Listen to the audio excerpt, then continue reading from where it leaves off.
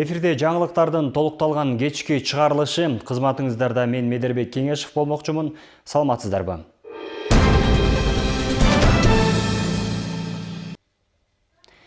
Президент Садыр Жапаров бүгүн Ош облусуна болгон иш сапарынын алкагында Каракулжа айылындагы калкты тейлөө боюнча маданий борбордун ачылыш аземине катышты.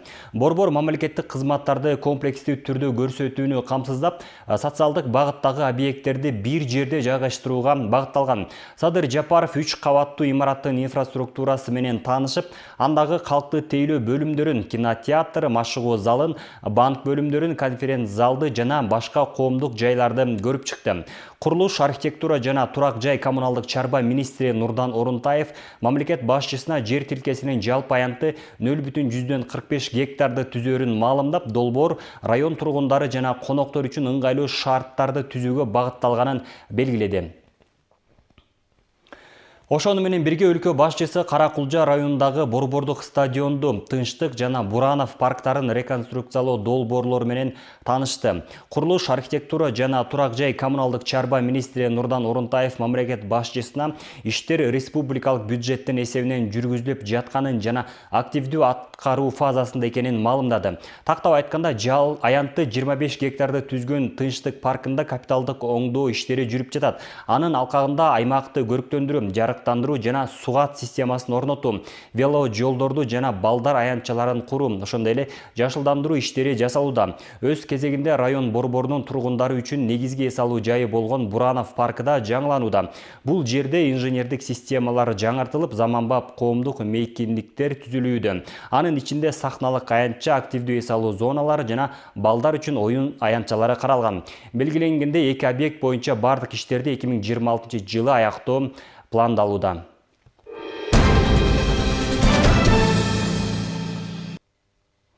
Ал эми министрлер кабинетинин төрагасы Адылбек Касымалиев Вашингтонго болгон иш сапарынын алкагында эл аралык валюта фондунун жана Дүйнөлүк банк тобунун жазгы жолугушууларынын алкагында Дүйнөлүк банктын оперативдик маселелер боюнча башкаруучу директору Анна Берде менен сүйлөшүүлөрдү өткөрдү. Жолугушуунун жүрүшүндө тараптар эки тараптуу кызматташуунун кеңири чөйрөсүн талкуулашты. Минкап төрагасы өлкөнүн учурдагы экономикалык абалына токтолуп өттү. Ал белгилегенде, акыркы 4 жылда экономиканын орточо жылдык өсүү темпи 10,2% түзсө, 2025 жылы ички дүң продукциянын өсүү темпи 11,1%га жетти. Өз кезегинде Анна Берде Кыргызстандын реформаларды ишке ашыруу аракетин жогору баалап, айыл чарбасын, жашыл энергетиканы жана аймактарды өнүктүрүүгө багытталган демилгелерди колдоого даяр экенин билдирди.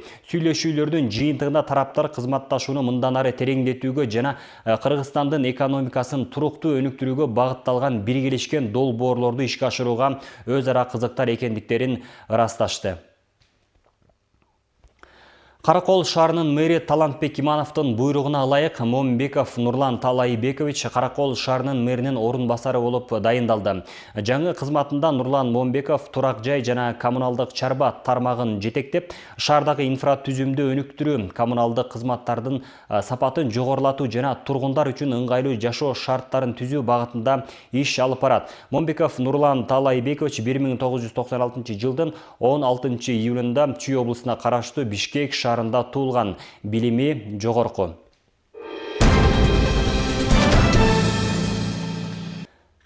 Караколдо калктын өсүшү жаңы мектеп имараттарына муктаждыкты күчөтүүдө. Калаадагы 11 мектепте 19.285 окуучу билим алат. Айрымдары коридорлордо окуп жатат. 3 эсе жүктөлгөн окуучулар жаңы имарат куруп берүүнү суранышса, айрымдары курулушу жүрүп жаткан мектептин бүткөрүлүшүн чыдамсыздык менен күтүп жатышат. Өзүңүздөр көрүп тургандай, бул сабак кадимки эле мектептин коридорунда өтүлүп жатат. Бул окуучулар Каракол шаарындагы номер 3-чү Тилетмат Аке атындагы мектепте билим алышат. Мектеп өзү 3 кабаттуу, бирок сыйымдуулугу 1077 балага ылайыкталганы менен азыркы тапта 3000ге жакын бала билим алууда. Андыктан класстык бөлмөлөрдүн жетишсиздигинен улам мына ушундай 3 кабаттуу мектептин ар бир коридорун ушундай класстык бөлмөлөргө айландырышкан. 2015 жылдан бери 2000ден ашык бала окуп келет. Ошондон бери ушул көйгөй бар. ошо жаңы мектепке абдан жаңы имаратка муктаж болуп турабыз. Мектептин территориясы абдан чоң, 4 гектар жерибиз бар. Учурда ошо спонсор болобу, инвестор болобу издеп жатабыз. Бирок ошо буга чейин жогору жакта кайрылганда Тельманга азыр мектеп түшүп атпайбы, Россия мектеби. Ошондон кичине силердики балдар кетет деп келишкен. Бирок быйылкы өзгөчө быйылкы жылы 3000ге жетип, мындай балдардын саны аябай көп өсүп кетти да. 1970 жылы курулган бул шаардык билим уясы бүгүнкү күндө эскирип, талапка жооп бербей калды. Класстар тар, окуу куралдары дээрлик жок эсе, эмерек жетишсиз, актовый жана кино зал сыяктуу маанилүү жайларда класска айланып кеткен. Окуу кичине оор болот, анткени коридордо да окуп, анан башка школдордо биз уккандай эле, жана лицейлерде ар бир кабинетте ар кайсы сабакта ар кандай кызыктуураак болот экен да. Бизге ошо однотипный болуп атат, мындайча айтканда ар бир сабакта 6 сабакты тең бир кабинетте отуруп окуу биз үчүн аябай эле оор да. Бүтүрүүчү класспыз. Анан биз бүтүрүп кеткенден кийин дагы бизге чейинки муңдарыбыз жакшы билим алып кетсе деген үмүттөбүз. Караколдогу номер 15 Карга Мендегулул атындагы мектепте да ушундай абал. 2013 жылы ишке киргени менен имарат 19 класска гана ылайыкталган. Бирок акыркы 6 жылдан бери 45 класс билим алууда. Бул 3 эсе ашык жүк. Класстан тышкаркы бөлмөлөр жок эсе, спорт зал таптакыр жок. Кышкысын дене тарбия сабагы өтүлбөйт. Мектеп 3 нөмөттө иштеп, окуучулар кечки 6:30га чейин окушат. Башталгыч класстарда бир класс кабинетте 3 класс окушат. Орус тилден, кыргыз тилден, информатика сабактарынан ушундай деление болуп өтүш керек сабактары. Өзүңүздөр көргөндөй класстары аз болгондуктан ушундай кичинекей партага 3 окуп атышат, батышпайт. Анткени окуучулардын саны өтө көп, окуучуларды албай койгонго да биздин укугубуз жок. Ушул мектептин тардыгынан көп нерселерге бизге тоскоолдук жаратат. Кабинеттерде өзүңүздөр көргөндөй кичинекей, балдардын саны абдан көп. Деление класстарыбыз жок. Жада калса мугалимдер отура турган бөлмө да жок. Анан ошого карабастан эмгектенип келе жатабыз. Каракол шаарынын бийлиги номер 3 мектеп үчүн Токтогул Молдо конушуна 500 орунду жаңы мектеп салуу демилгесин көтөрүп жатканын билдирди. Ал эми номер 15 мектеп үчүн азыркы эле имараттын жанына 750 орунду жаңы билим уясынын курулушу башталган. Каракол шаарындагы билим берүү мекемелерине болгон муктаждыкты жоюу максатында учурда 2 гектардан ашык жерде 750 орунду мектептин курулушу да башталган. Курулуп жаткан мектеп 9 блоктон турат. Анын 7 блогу нолдон чыгарылып, азыркы тапта үстүңкү катмардагы монолиттик иштер жүрүп жатат. Ал эми калган 2 блок үчүн атайын жер дагы даярдалыптыр. Алардын бир блогу спорт залга баруучу коридорду түзсө, ал эми экинчиси бул спорт залдын өзүн камтыйт. Жакынкы күндөрү мына ушул жерде дагы иштер башталат экен. Жаңы салынып жаткан билим уясын бүткөрүү 2027 жылдын аягына пландалууда. Былтыр декабрдын 2-синде алгачкы бетон куюлган. Эч кандай кыйынчылыктар жок азыр. Пока график менен кетип жатабыз. Жалпы наркысы 440 миллион 600 миң түзөт. Курулуш аянтчасында куруучулардын саны жетиштүү, бардык материалдардын сапатын жана жүрүп аткан иштин биздин областтык курулуш башкармалыгында өзүбүздүн технадзорлорубуз бар. Ар бир технадзорлор өзүнүн этабы менен жана отчеттук мезгилде жумуштарын кабыл алып жана өткөзүп беребиз. Ал арада Ысык Көл облусу боюнча ушул тапта 75 социалдык объекти курулууда, анын 20сы мектеп жана 9-у бала бакча. Быйыл күзүндө 5 жаңы мектептин ишке кириши күтүлүүдө. Гүлбарчын Молдоева, Айбек Турдакунов, Ысык Көл жаңылыктары, Каракол шаары. Каракол Эңилчек жолунун курулушу башталды. Башынан 45-чакырымга чейин жол кеңейтилип, учурда иштер жүрүүдө. Экинчи категориядагы жол 4 тилкеге кеңейет. Жолдун салынышы тууралуу кийинки материалдан көрөсүздөр. Бул биз турган жер Каракол Эңилчек каттамы, Союздан калган асфальт өзүңүздөр көрүп тургандай 7 метр болуп басылган. Эми бул жол кеңейтилип, 4 тилкелүү болуп, эл аралык стандартка жооп бере тургандай болуп жол салынууда. Учурда бак тарактарды кыйып, жолду кеңейтүү иштери жүргүзүлүп жатат.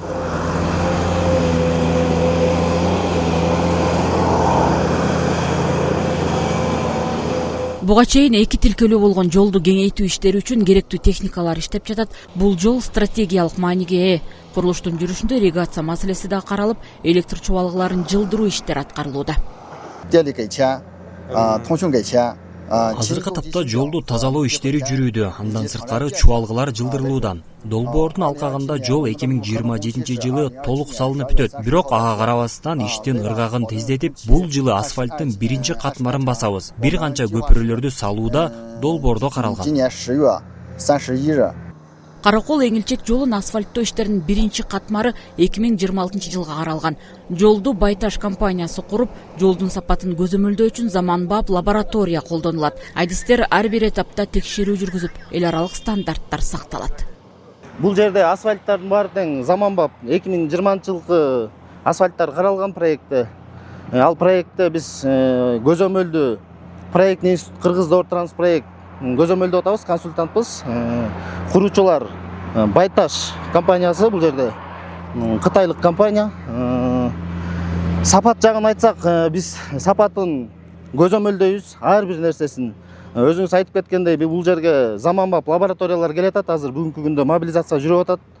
Бардык сапаттар ушул кеңейтилген жолду дагы азыр текшерип, үстүнө жарактуу материалдарды салып, биз көтөрүп чыгабыз. Бардыгын көтөрүп, жер иштери бүткөндөн кийин ошол асфальт иштерине уже даярданып атабыз. Бул жол Алатори Зорт курорттук шаарчасына алып барат. Учурда Тооложа базасына баруучу жол жасалууда. Жол толугу менен бүткөндөн кийин аймактын транспорттук мүмкүнчүлүгү кыйла жакшырат. Салтанат Сарыкеева, Айбек Турдаконов, Ысыкөл жаңылыктары.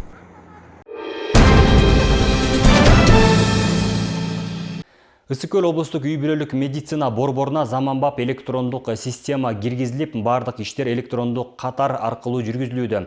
Бул система жарандардын убактысын үнөмдөп, кызмат көрсөтүүнүн сапатын жогорулатууга багытталган. Эми бейтаптар анализ тапшыруу үчүн кезек күтпөстөн электрондук катар аркылуу ыңгайлуу жана тартиптүү кызмат алып башташты. Кененирээк жеринен кийинки материалда. Кайсы талон алыш керек экенин, кайсы кабинетке кайрылыш керек экенин жерден консультация берип турат. Бардык лабораторияга келгендерин өзүнчө регистрациядан өтүп, ушул талонду алышат. Анализ тапшырам дегендер бейтапканага киргенде эле мына бул жерден талон алышат экен. Андан соң биринчи кабаттагы 108 бөлмөгө барып, анализ тапшыруучу айнек түтүктөрдү алып, электрондук кезекте катарын күтүшөт. Келгенде врачтардан, үй бүлөлүк врачтардын жиберген направлениялары боюнча биз анализдерди жерден оформить этебиз дагы, анан ошол эле талондун негизинде лабораторияга вакутайнерлерге штрих-код чапталат дагы, ар бир пациенттин өзүнүн штрих-код чапталат ар бир анализге. Анан атайын ушундай пакеттер менен биз вакутайнерлерди берип, пациенттерди лабораторияга направлять этебиз. G39 приглашается в кабинет номер 100. Бирок кайрылгандардын көбү бул тартипке көнбөгөндөй, түртүшүп таза аймакта жүрүшөт. Кандай болгон күндө дагы адистер тарабынан электрондук кезек менен кабыл алуу жүргүзүлөт. Элдерге түшүндүрүү керек болуп аткан, эң жакшы болду. Бизде ушул живой очередь деп лабораторияда эртең мененки 7:30дан 10го чейин ажиотаж, элдин баары эшикке алышып, могул жер деген стерильность сакталбай, бул жерден венадан кан алат, баары стерильный болуш керек болчу. Азыр бүгүнкү күндө очередь койгонбуз, мына талон менен киришет, азыр пациенттерди окусаңыз болот, тигил жакта ушундай чакырып кирип, штрих-коддорун алып келди проверкасы менен. Бул жерден да тыштан туруп чакырды, ошо менен кирди. Бул жерге эч ким лишний кирбейт, ашык адамдар. Бирок тышта адамдар кичине баягы мурдакы тартип менен бир аз көнбөй атышат. Чакырганды үйрөнсө, мен ойлойм көнүшөт. Бул ыкма жарандарга дагы медицина кызматкерлерине дагы ыңгайлуу болуп, топтошуп түртүшкөндөр азайып, ыңгайлуу жана тестейлөө шарттарын камсыздайт. Бизде азыркы учурда мен ошо электронный очередь менен келгем бул жака. Электронный очередь абдан жакшы экен. Мурда үйдө отуруп эле очередке туруп коюп, очередти жакындаганда келе берсек болот экен. Азыр очередим келе элек, бирок ошо күтүп отурган себепти жооп берип атам. Биякта бардык анализдер ошо 7-8 анализ, бардыгы ошо терапевт мисалы үчүн бардыгы бесплатный болуп атат, акысыз. Башка частныйларга барсак, акы төлөмөкпүз, 900 сом, 1000 сом. Ар кандай шартка жарашачы. Бирок бул жакта бардыгы акысыз экен, мага ошонусу жакты. Биз эми замандын талабына ылайык көнүшүбүз керек бул нерсеге. Кабыл алуусу абдан жакшы. Биз эми өзүбүздүн семейный врачыбызга келип, ал электронно направление берет экен лабораторияга. Андан кийин эртең менен келип терминалдан алат экенбиз баарыбыз талонду. Андан 108ге бардык. 108ден бул пробиркаларыбызды алып алып, анан лабораторияга келип, бияктан ар бирөөнүн таблонун номер менен чыгарат экен да. 121 кабинетке беременные дети, 119га, например, общий анализ краева взрослый кылып, түшүнтүп бөлүп коюшуптур. Bizde сахарный диабет менен ооруган адамдарды биз гликозированный гемоглобин, глюкоза деген сахарга жасайбыз. Ушул аппаратыбыз бир гана гликозированный гемоглобинге. Бул пор программасы менен министрликтен келген бекер аппараттарда. Ысык көл облустук үй бүлөлүк медицина борборунда анализдердин бир канча түрлөрү жасала баштады. Гормондордон баштап биохимиялык анализдер, баалары жеке менчик, лабораториялардан кыйла арзан. Бүгүнкү күндө ушул биздин облус АСМда бардык лаборатория аппараттар келген. Оборудование бизде азыр бүгүнкү күндө гормонго чейин да жасап атабыз. Ферритин, ТТГ деген бул зопторго тиешелүү анализдер. Ушунун баардыгын буда частныйга барышчу. Муну жасаганыбызга 6 ай болуп калды. Эми негизинен бул жерде бизде жалпы элдин биринчи жанагы госгарантияга тиешелүү, мамлекеттик кепилдикке тиешелүү анализдердин 42 предмети бесплатно деп берилип атпайбы, бекер деп. Ошол эмнелер кирет? Балдар кирет, гемоглобини ай сайын текшерүүчү, мачалары текшерилиш керек, кош бойлуулар кирет. Булар ай сайын мониторинг деп коебуз, мачасы, каны текшерилип туруш керек. Андан тышкары бизде азыр группа риска бул сахарный диабет менен, кант диабети менен гипертониктер.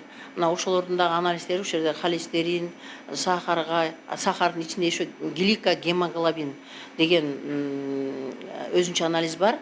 Бул негизи өмүр бою акы менен тапшырып келишкен. Азыркы күндө ошо госгарантиянын негизинде ар бир сахарный диабет учетто турган биздин шаардын элине учетто турган ошо сахарный диабеттерге бир жолку тапшырышуу бекер.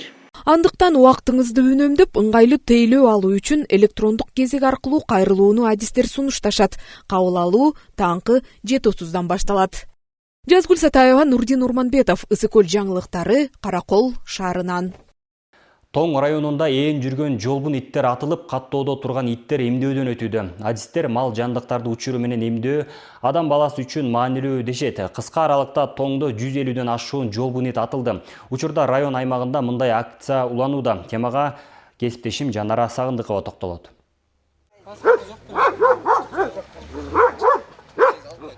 Ветеринардык дарыгерлер жергиликтүү бийлик менен биргеликте райондогу ар бир айылды кыдырып иттерди эмдөөдөн өткөрүүдө. Жугуштуу илдеттерди алдын алууда эң оолу короодогу жандыктарды маалы менен эмдөөдөн өткөрүү зарылдыгы турат дешет адистер. Бул ирет 150ден ашуун ит эмдөөдөн өткөрүлүп, үй ээлерине тазалыкты сактоо учурунда эмдөөдөн өткөрүп туруу туурасында түшүндүрүлдү. 2 таблетка берип, утурмага рабика вакцинасын сайып 1 граммдан. Булчуң этке. Анан итке дары бергенден кийин 3 күн аны карантинде кармап, 3 күн чыккан заңын чоңкур казып, ээсин айтып, заңын утилизация кылып, үстүнө акташтын суусун куйдуруп, ошентип 3 айда бир жасап турабыз.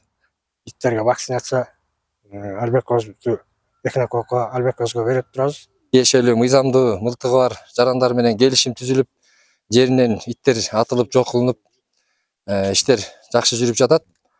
Дагы кошумчалай кетчү нерсе, быйылкы жылкы Лахол айыл өкмөтүнүн жергиликтүү бюджетинен жолбун иттерди, ит мышыктарды атып жок кылууга 50 000 сом акча каражаты бөлүнүп, октарлар алынуу алдында турат. Элеттеги жеке ветеринарлар ар дайым малга жана үй жандыктарына эмдөө жүргүзүүнү колго алган. Мындай аракеттерге айыл эли да ыраазы. Анткени жандыктардан жугуучу илдеттерди алдын алуу боюнча адистер ар дайым үймөй кыдырып түшүндүрүп келишет. Ошо айылдагы иттердин баарын ветврачыбыз кыдырып карап, баарына вакцинасын берип, убагында таблетка дарыларын берип турат. Ушундай каттоодон өткөн китептерибиз бар ошо итке. Ай сайын, жыл сайын 3 айда бир келип вакцина кылып турат. Мына ошол эмелери бар, баардык чысылоолору, айлары, колдору коюлган баарыныкы. 102 ит район аймагында атылып жок кылынган. Бүгүнкү күндө да бул иштер уланууда, кызуу жүрүүдө азыркы учурда.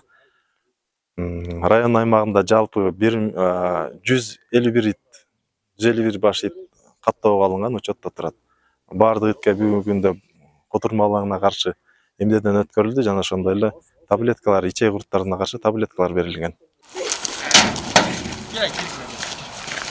Биздин айылда активдүү катышкан 3 мергенчи барбыз. Ушул 3 мергенчиге жылга бир тиешелүү октарларды берип турат айыл өкмөттөн. Ошол октарларды иттерди кээ бирөөлөр чакырып үйлөрүнөн аттырып жатышат. Өзүбүз да көчөнү кыдырып, өзүбүздүн техникабыз менен өзүбүздүн жеке демөөрчүлүгүбүздү көрсөтүп, иттерди атып жатабыз. Көчө бойлогон жолбун иттер адам өмүрүнө өзгөчө жаш балдар үчүн коркунуч жаратып келүүдө. Бул жолу Тоң району боюнча көчө бойлой ээн жүргөн 100дөн ашуун ит атылып, атайын санитардык ыкма менен жок кылынды. Жанара Сагындыкова, Данияр Акунов, Мадина Бакирова, Тоң району.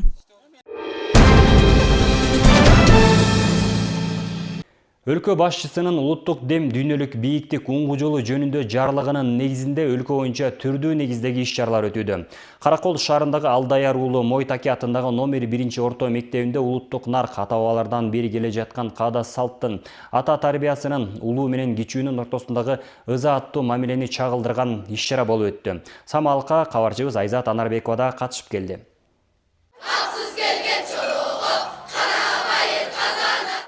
Улуттук дем дүйнөлүк бийиктик уңгу жолу жөнүндөгү иш-чарада уңгу жолдун негизги багыттары болгон таалим тарбия, илим билим жана маданият, мамлекеттик тил жөнүндө маалымат берилди. Улуттук кийим кийген мугалимдер жана окуучулар катышуучуларды салтанаттуу тосуп алып, улуттук баалуулуктар чагылдырылып, кол эмгектер көргөзмөгө коюлган. Уңгу жолдун негизги максаты тарбиянын 7 багытына ылайык балдарга талим тарбия, билим, илим, айлана чөйрөнү коргоо, атадан калган каада салттарды, макал лакаптарды, үрп адаттарды жеткизүү болуп саналат. Окуучулар жана мугалимдердин күчү менен даярдалган концерт болот, анан каада салттар. Самалыкта 200 окуучунун катышуусунда манас айтылып, көрүүчүлөрдүн купулуна толду. Келин алуу, баланы бешикке салуу сыяктуу жөрөлгүлөр көрсөтүлдү. Ак жолтой, ак жүзүү, биздин тукумдууларга бул келин бол. Келин бол. Жашоо тармайдай таттуу болсун. Кыргыз Республикасынын инсандарына, анын ичинде биздин өсүп келе жаткан жаш муундарыбыздын эң эле бир негизги жолу бул уңгу жолу. Уңгу жолу деп аталышы деле өзүнүн атын айтат. Түү, даңктуу, барктуу, нарктуу эл экенибизди да бир жолу далилдеп турбайбы? Бул иш-чара биздин Ысык Көл облусунун ар бир мектебинде өтүп жатат. Өтүп жаткан мезгилинде биздин жаш муундар балдарыбыз, окуучу жаштарыбыздын мындай айтканда мекенчилдик касиетин, багытын, мындай айткандагы руханият деп ахлактык баалуулугун мындан ары дагы жогорулата турган абдан иш-чаранын эң көрүнүктүү иш-чарасы деп айтсам жаңылбаймын. Иш-чара келечек муунду улуттук баалуулуктар аркылуу тарбиялоонун өзгөчөлүктөрүн көрсөтүүгө багытталды. Уюштуруучулардын айтымында мындай иш-чаралар жаштарды тарбиялоодо жана алардын аң сезимин калыптандырууда маанилүү роль ойнойт. Бүгүнкү иш-чарада кыргыздын каада салттарын көрсөтүп берип жатабыз. Жана келин алуу, кыргыздын жанагы баланы бешикке салуу, жанагы ырлары, кыргыздын унутулуп калган ырлары, бийлери, ошолорду көрсөтүп, кыргыздын каада салтын кайталап эстеп жатабыз. Албетте окуучулар үчүн патриоттук сезим ойгонот болуш керек деп ойлойбуз. Себеп дегенде манас айтып, бизден бир 200 окуучубуз иштен манас айтып жатышат. Алардын дагы манас атанын ким экенин билип, кыргыз деген ким экенин билип, өзүбүздүн ата салтын улап аракет кылып жатышат.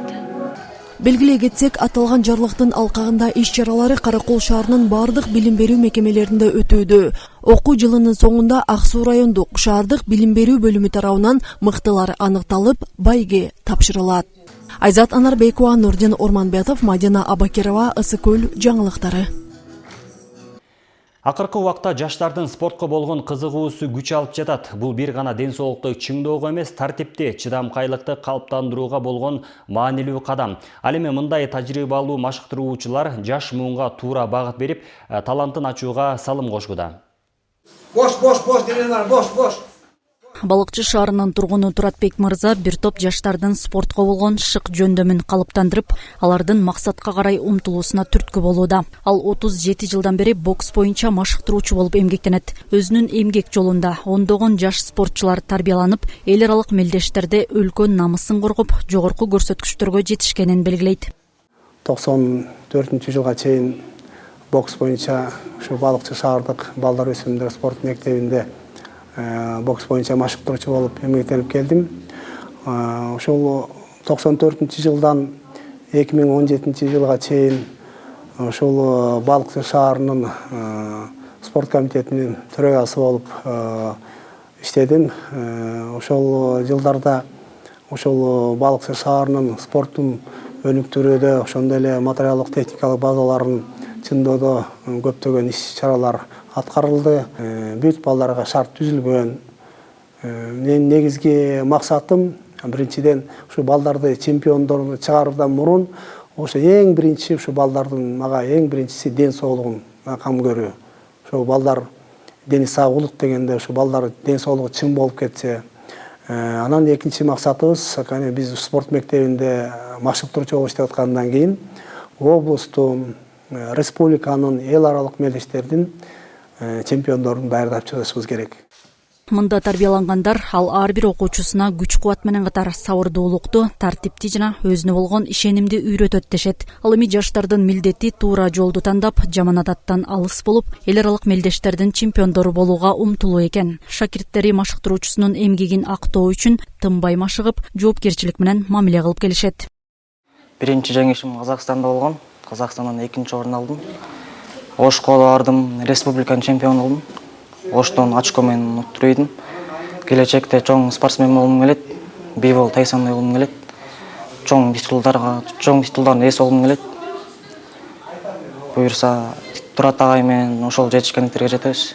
Балык шаарында 2011 жылдан 2021 жылга чейин 10 жыл ошол биздин Балык шаарындык спорт мектебинде тарбияланган менин тарбиялануучум Акелбаев Кемжебектин намына ошол эл аралык мелдештер өтүп турду. Ошол эл аралык мелдештерге ушул Кыргызстандын, бүт Кыргызстандын аймактарынан, ошондой эле коңшу мамлекеттер, Казакстандан, Узбекстандан, Тажикстандан жана Россия мамлекеттеринен келип, ошол биздин Балыкчы шаарындагы спорт комплексте өтүп турду. Буда болсо мен ойлойм, ушул Балык шаарында ушул спорт тармагын, ошонун ичинде бокс тармагын өнүктүрүүдө бир кандайдыр бир салым кошулду деп ойлойм.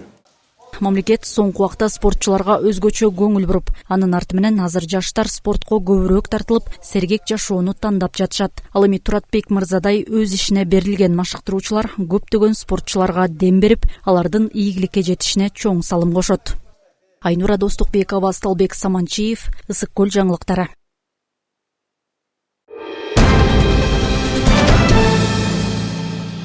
Шуну менен жаңылыктардын толукталган кечки чыгарылышы соңуна келди. Кечиңиздер көңүлдүү улансын, саламатта калыңыздар.